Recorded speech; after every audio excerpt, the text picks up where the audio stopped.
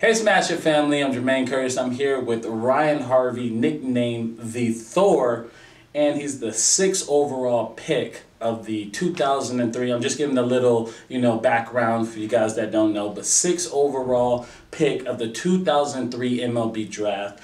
He also hit 174 home runs in 11 seasons. Congrats by that. Congrats. And the reason why I'm bringing this, because in 2019 he was the conference MVP and the home run champion in softball. So it's been a long career. And what we're going to do is we're going to talk about both sides. We're going to talk about the baseball, talk about the backstory, and then we're going to go into softball. And I want to know, I know you guys are interested, but I personally want to know because I'm a person that's, I've been in baseball for 12 years, and now I'm getting to know this softball community. And I want to know from his point of view. And he's going to give me some tips and some drills and, things about softball. So, when I do take that leap, I can, better my chances and enjoy the game just like he has. So, enough talking. Let's start with where are you from and what were you like when you were young? Let's give a little backstory and then we'll move forward into everything. Okay. From, born and raised in Palm Harbor, Florida, which is, about 20 minutes outside of Tampa. Went to Dunedin High School. Back in high school, we were one of my years we were #1 in the country. So we basically grew up baseball. So I wasn't allowed to play any other sports. I think I ran track or something in middle school, but other than that, it was just baseball all the time. Obviously got to do the travel ball, traveling around the country as, a 13, 14-year-old kid, which was awesome. And then, lucky enough, I was, looked at and sought after by the scouts going into my senior year, and that basically was what pushed me into, the draft status. So you let's go back a little bit. You said we. Are you talking about your brothers? You have like. I have an older brother he's 7 years older than me. We grew up together. He kind of was, pushed me into, becoming a better athlete. And obviously my, the guys that I grew up with, there were a few guys I even played Little League ball with all the way to pro ball. So, we always had that competitive edge playing baseball, and basically that's all it was.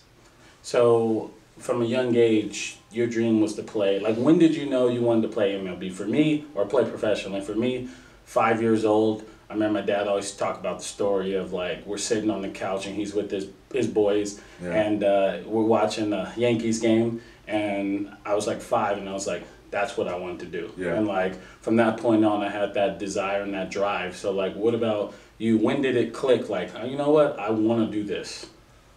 I think I wasn't more of like, I want to be a major leaguer. I was more of like, I want to be the best. Like, I want to be the best player out there. I wanted to be the greatest, to, break all the records, to do, even in Little League.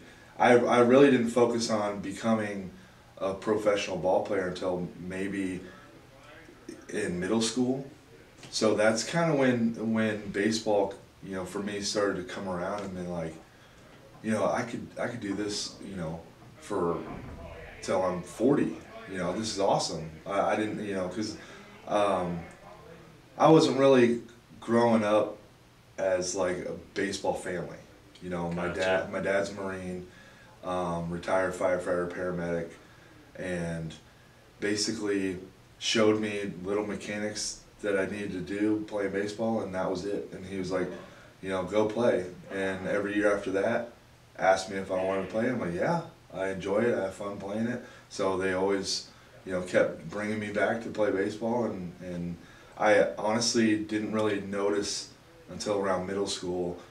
And then you get more of the notoriety from like the other parents on the team and like other people in the league, like other teams and kids and parents in the league. You start getting like kind of like blackballed and pushed aside. Yeah. Like, oh, you know, The daddy ball politics. Yeah. So, what was that that tool that separated you? Was it power? Has it always been power? I mean, you're known as power in softball. mainly, Was that? yeah, mainly mine was, I always had power and I could always throw. So, I mean, there were a couple years where I couldn't find a position to play because nobody could catch it. So I even tried catcher, you know, at 6'3", 6'4", I'm playing catcher, trying to find a spot, you know, where I could just be out there to play and to basically hit, and then you know, find a way to help my team. And you know, I'd try to throw a runner out, and you know, They can't catch they it. can't catch it at second base. They can't play shortstop. There might have been one catcher that could catch at that age, and you know, that was basically it. So And let me see a few more things. Let's talk about the draft process now. You're in your junior year, senior year. You're from the Florida area. There's a bunch of really talented baseball players. And like, how did you separate yourself from the pack?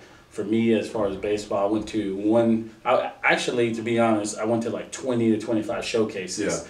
Yeah. But that one showcase just separated me. Yeah. You know, and Yeah. I just went off that one showcase. Next thing you know, for me, it's a little different from you. You went, got drafted out of high school, right? Yep. Which is phenomenal. I'm looking back and like, dang, could I have got drafted out of high school? Like, and in the first round, that's a huge deal. Yeah. So as far as like me, I got after that showcase, I was hit up by a lot of colleges, and then I went the college route, and then got drafted out of college. So talk about Nothing wrong with that. yeah. Some days I look back and I'm like, man, I should have went to college. I have so many friends who got drafted out of high school, and they're like, man, I Yeah. wish I would have went to college. And then I look back, and I played 12 seasons, but I was looking back and say, if I would did it over again, I probably would have went out of high school. Okay. You know, just have a quicker chance Yeah. to get to the Yeah. big leagues and like Yeah. have that, you know. Yeah. So, but that's another conversation. But talk about that process. You know, being recruited in high school, and like, how did you go to showcases? Talk about all those different things. Yeah, I basically went to every showcase that I could. There were obviously some that you just sign up for and go, and then you get the ones that are invite, you know, only, and then you know, I was on teams with like, you know, Lastings, Millage, like all these dudes that played, yeah. that are like big stars in the major leagues.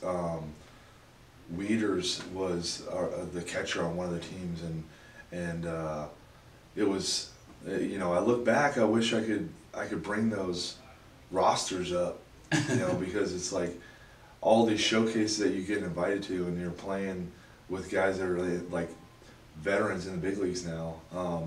But there was that one that I came in. It was in, I remember it because I messed my knee up.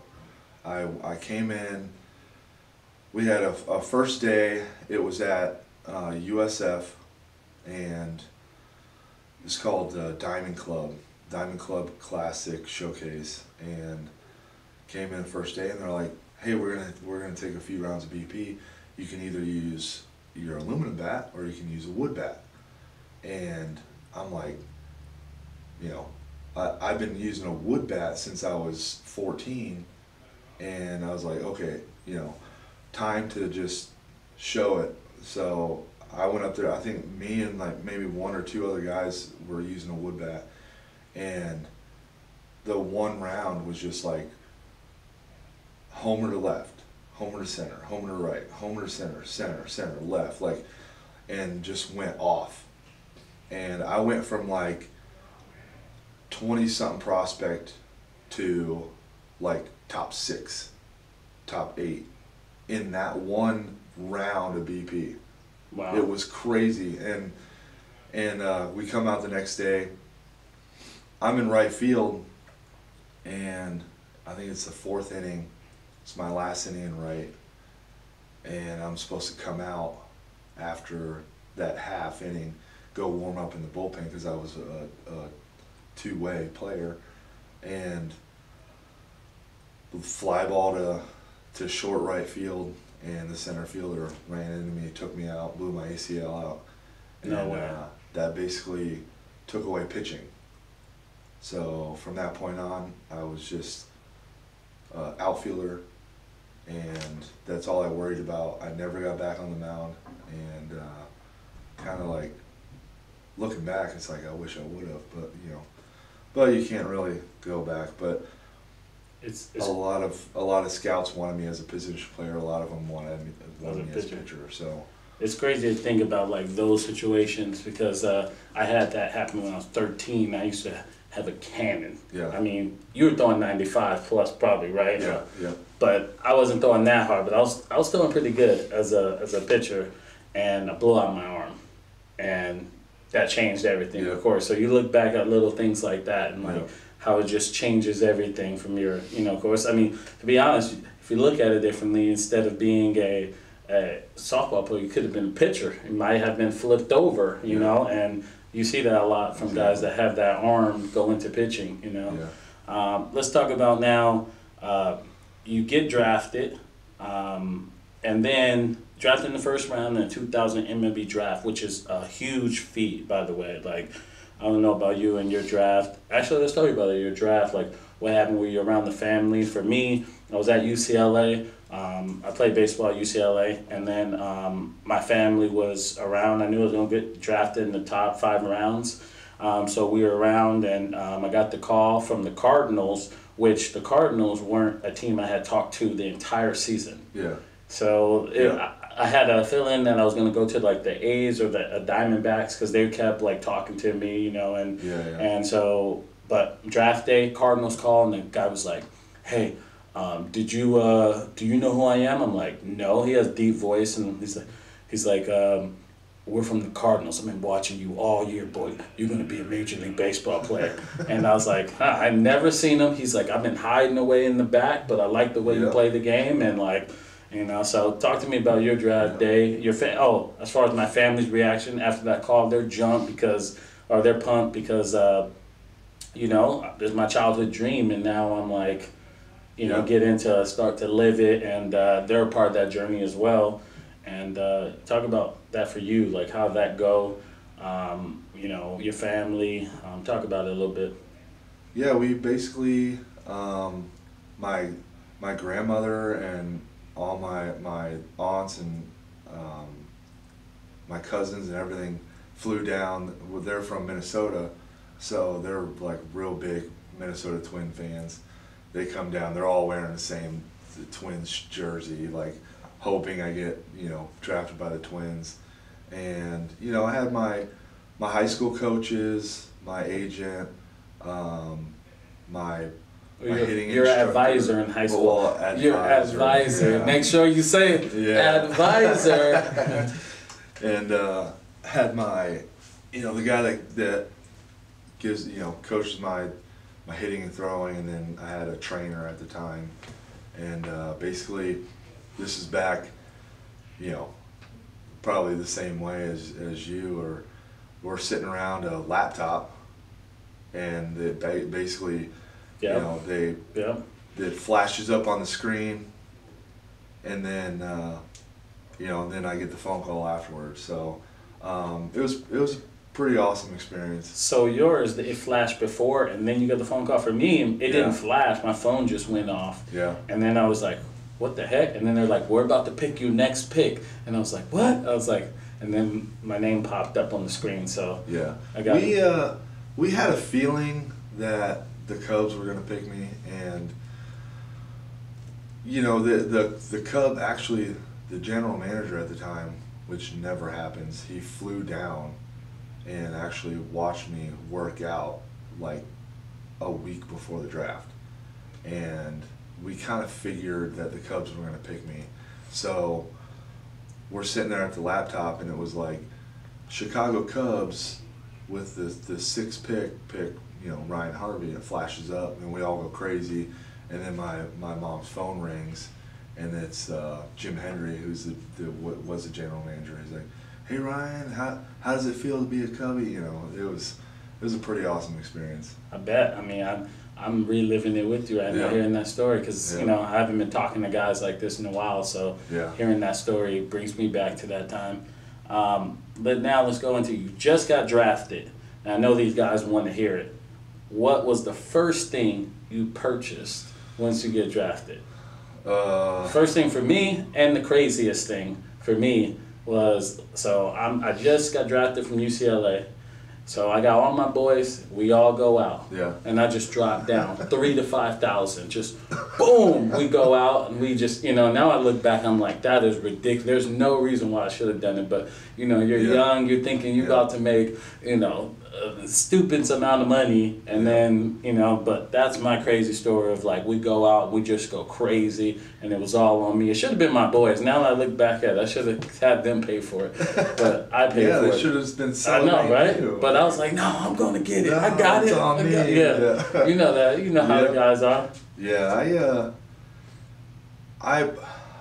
my mom was very smart with money.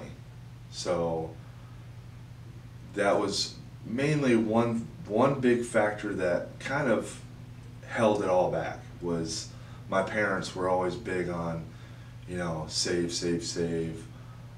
Don't really spend a whole lot. They let me buy.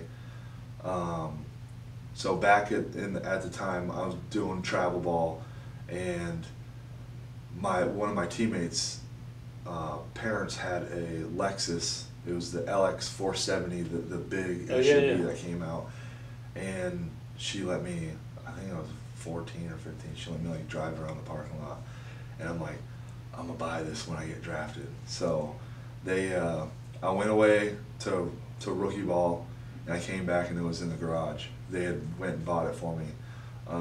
So basically that, and then I bought them a house. Nice. So I mean, it was essentially was mine, but then I allowed, you know, they moved in, and then I allowed them to keep it. So shout out to their family, shout out to mom and dad for being smart, because that's, now you look back, those decisions mean a lot. I was out there being a fool for a second, but shout out to the family. Yeah. Let's keep that going now. So now you're in the minor leagues. Talk about that. Talk about you're in rookie ball. Talk about even let's even move it forward to throughout the whole 11 seasons. Like, talk about the grind. No one knows, you know. Yeah. So let's talk. Yeah. So I basically, so they wanted to do a physical after they drafted me. Before you sign, you have to do a physical to make sure that you're okay before you sign the contract. So which was really awesome, was they flew me up to Chicago to do the physical, and then I got to take BP at Wrigley Field, just me on the field. Oh, that's and really then cool. They had all the reporters there. My family is standing there watching, and then I went directly from Chicago to Arizona, Mesa, Arizona, where the rookie ball and spring training is, and was just thrown right into the fire. 18 years old, never left home, and then they're like, go to Arizona, you're a rookie ball now. And I'm like, now I'm in a hotel with a bunch of guys that I don't even know, and now I got to fend for myself. Like, it was a pretty eye-opening experience. And then, you know, they still wanted me to rehab because they didn't really, you know how professional trainers are. They don't really trust anybody else. Right. So coming off the ACL surgery, I had to go in rehab for another, I think it was like another month, until they finally threw me into the rookie ball mix. So, but yeah, that was like waking up at 6 or 7 a.m., get to the field by 9, and then you practice until 1, you play your games until 4 or 5, leave the field, you get back to the hotel at 6 at night, and then do that every single day for, you know, however long you're there. But I mean, rookie ball, spring training, and extended spring training, or extended spring, and then I went to Instructs 4 years in a row. Instructional league, Hey, 4 years in a row. you guys have no idea how miserable instructional league is. It's and basically spring training after the season. That's why I started laughing, because I was like, Yeah. nah, we don't want to be doing that. My first year after getting drafted, we had just won the New York Penn League. Okay. So actually, to be honest, we're in Rochester, New York, get drafted from UCLA. So I'm going from beautiful campus, Los Angeles, and I end up into Batavia, New York. So I'm playing ball, and I'm like, I get there, and I'm like, where are we right now? Like, this is professional ball. And to me, it was like grown man travel ball. Yeah. And I was like calling my dad. I was like, I don't know what's going on here. Like, this is it. But anyways, long story short, so we're in Batavia, and we end up winning that whole league. And then right after season, we had to fly to instructional league. And I had just got hurt in the playoffs of that. So they were like, nah, you can't do much in instructional league. So they let me go home. I remember all my teammates was like, no, you got to be here with us. They were trying to like keep me there. I was like, nah, I'm out. So I went home, went back to LA. But I was there for like a week and a half, and it was it's miserable, in Florida in August, yeah. So 95 to 100. 95 to 100. Yep. And Arizona was 110 in the shade. We're out there playing. It's 120. It was awful. Yeah. And it basically was the same schedule as spring training, but you got spring training, full season, spring training. It was the worst thing you could put your body through. And that's probably why I was hurt all the time. But the thing about spring training is everyone's there, so you got like the big leaguers, you got the AAA, AA. When instructional league happens, you're around just like complete madness the entire time, man. Memories. You play, let's go into now, you play 11 seasons. What was the best memory in your pro career, baseball career? Well, I was fortunate enough to be part of 2 championships. So my first full season, so full season meaning you go to spring training, and then that's basically a full season. So once you go to spring training, then you play the full season, and that's a full season. My first year that I played, I didn't get there till August. So my first full season, I went to short season A-ball. So spring training, extended spring training, short season. We end up winning the Northwest League. We were in Boise, Idaho, and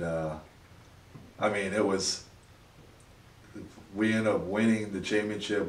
We play it's best of 3 series, best of 5. We win the first 2 games at home. We get on a bus. We bus 11 hours to Vancouver. Oh man. Play 1 game. And then come back. Well, we have 2 buses on the way back. The bus I'm on blows a tire. The bus behind us runs it over, knocks the AC out. We all get on that bus with no AC and drive another 9 hours home to Boise. It was, dudes are like, we're all young kids. Yeah, you don't think about it. Kids are in the back, don't underage drink, but having a rough time keeping their. So we had no AC, we got throw up, and we got 30 dudes on a little bus. It was, the only way that it made it possible was we won the championship. Yeah. The other time was in Daytona, won the Florida State League in 2007. You played in Daytona?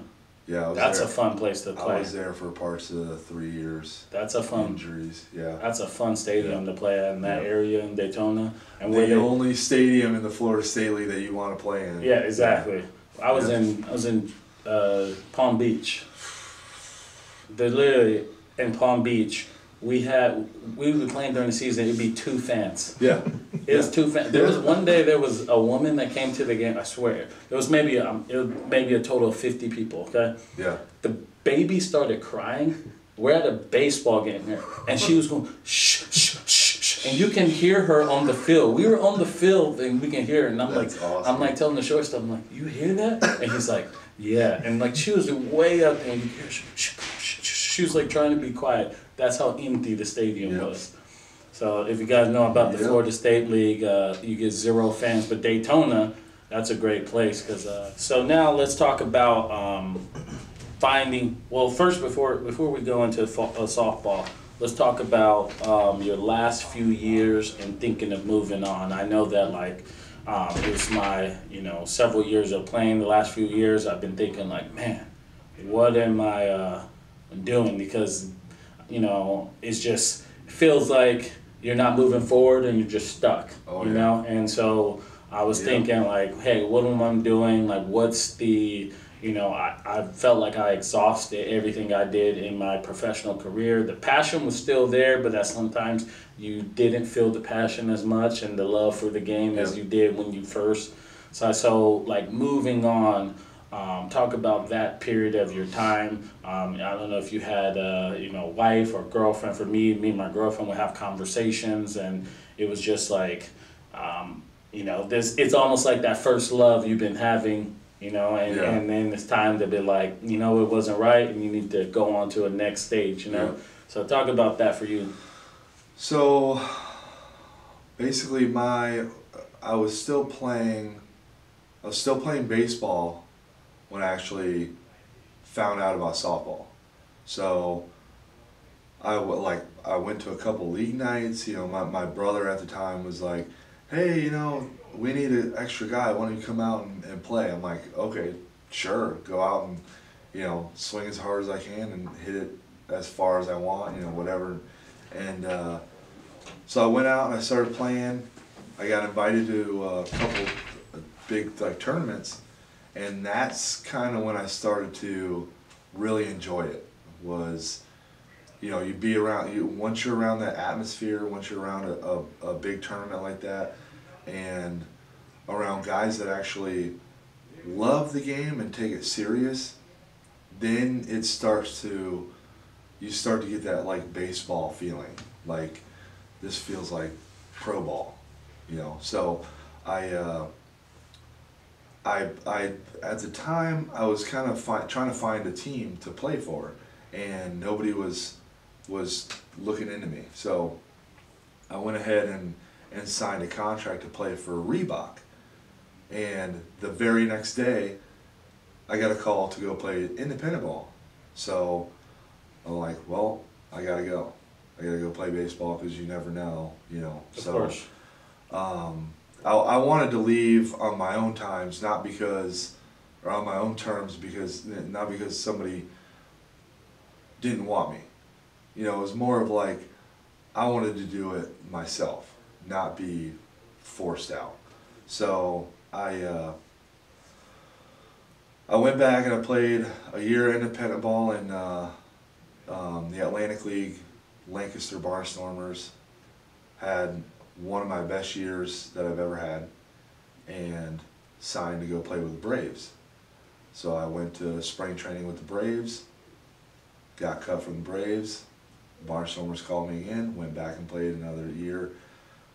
Was leading the league and everything, and August rolled around, and my wife, now, she was my girlfriend at the time, was living with me with a host family. Yeah. So I assume you've lived with host families. Oh yeah. And I'm sitting there and I'm like, I'm not having fun. I can't sleep at night. I was going to bed at like 6 or 7 a.m. and I was like just nagging injuries all the time. I was hurt, And I just looked at her, I'm like, let's go home. Like, this is August, like, no August. She's like, no, you signed up for this, you have to finish out the year, and then we can go home, and then you can, do what you want. So I ended up, I think I led the league in homers and RBIs, and at the end of the year, I think I was driving home, and I called Louis Reyna, and I was like, hey man, I'm retiring from baseball. He's like, okay, cool, So I went out and watched him play a World Series. We drove basically right to the stadium from the tournament, or from baseball, and they were playing the Major World Series. Got out there, got to see some games, and met Jason Branch, and then he called Jason Kendrick, took a BP for Kendrick, and rest is history. He signed me to, at the time there was Easton, Albuquerque, the scene, and then, just loved it ever since. I enjoy it more. It's hard to say, but I enjoy it more than I almost ever did playing baseball. Really? There were a couple years playing baseball that I really enjoyed, but softball is like, all the time. Just enjoy it, love it, just being around everybody, being around the tournaments, being around, you play against these guys enough that you become brothers. So it's like a family reunion every weekend. It's awesome. That's really interesting. I've heard a lot of good things about softball and being at the major level or being at that conference level. But I want to talk about, as a player looking to go into softball. I've never played any game. You guys probably seen me in the bat reviews. I'm learning how to hit a softball. It's a big adjustment as far as like the baseball swing. But talk about, like, as a player coming from baseball, the respect level is probably it's a little low from the baseball side, and then going to softball. Like, what made you be open to taking this on as a career? Because this is something that I want to know too. Like, what gave you were just open to it? It was just maybe that one tournament that you said that you have fun at, that you're like, oh, maybe this could be something, like, or did you just think it was just going to be fun and it just turned into a career, like, yeah, I'm trying to just get where, because, like, my point of view, everyone's been asking me, hey, you're going to play, and, like, I just finished playing ball, and to me, I'm like, it's like, and so I'm a little hesitant, but talking to you is giving me more, like, upside, because you're the first person that's been in, like, my shoes who is doing it, I was fortunate enough to have a lot of people around me that made it enjoyable. So when I first started playing, I was just out there having fun. I'm like, this is cool, because baseball, you're expected to fail. Softball, you're expected to succeed. So now it's like, now you kind of get into a different realm of trying to increase your talent. So baseball, you kind of like, you go in the cage and you hit and whatever. You're kind of just like, oh, whatever, I'll go out there and play, and if I don't hit, then okay. That's basically it. But my last couple of years of baseball, I got in that realm of like, how am I gonna continue to be good, for baseball. Softball is kind of in that same realm of, it's always got you having to do better, if that makes sense. So, it was one of those things where I picked up a bat and I'm like, oh, there's a guy's name on it. I'm like, how's that work? And they're like, oh, if you're really good, you have your name on a bat. And I was like, I want to do that. And a shirt. and then at the time they were doing the long haul bombers. They're on TV hitting home runs in the major league stadiums. I was like, I want to do that. So it was like there's always something that you're like, that would be fun. That would be fun. I want to do that. I want to do that. I want to do that. So it kind of just keeps pushing you and pushing you and pushing you to bring out that competitive edge. So I just, that the competitiveness and just the brotherhood is basically what has just been feeding, now I'm kind of like the opposite of you now. Yeah. So people want to talk baseball with me and I'm like, I'm like, yeah, it's all good, but whatever. It doesn't really matter to me anymore. Now it's like, when people say, "Oh, you used to play baseball?" I'm like, yeah, that was another life ago. So now this is my new life. It's kind of, And you've done quite well for yourself. I've reviewed this bat probably 100 times. Yeah. I love it. You can edit that out too if you want to. I thought it would have been a fun little joke. But yeah, I've swung this bat, had a blast swinging it, got really high exit velocity on this one. This one is in the 100 club. There's not too many bats where I hit off the tee and hit 100 miles per hour. And this one is one of them. So, and it suits. It's the creature. You're the creature too. So. Makes sense. Now let's get into, since we got the bat, you reached a few of your goals, your dreams of getting a bat, going on tour, being a conference MVP. Now let's talk about the swing, because we're back to that, because baseball, I'm trying to hit the ball in the air, and the bat I'm using, I use swing at 34. Yeah. And so all I need to do is just get the barrel there. The pitcher's going to supply the power, and as long as I get it up in the air, it'll go, Yeah. Now, I get the softball, and they're like, you need to create the power. And so I've been figuring out, I'm like, I'll just stand right, basically. I don't do too much movement when hitting in baseball. Okay. And then, get the barrel there. Yeah. But I tried that in softball, and I'm like, man, I ain't hitting the ball hard at all. So, talk about the swing and, cutting. My first few times swinging, I'm lifting and I'm top spinning the ball, and then I'm popping it up. And pull side, I'm like, how am I not driving this ball right now? And I'm just top spin, everything. And then I start watching videos, seeing you. Flip works here, Flip Washington. I've seen some videos of him, and I've got to see him in person. And I start seeing that backspin, or softball cutting the ball, you know.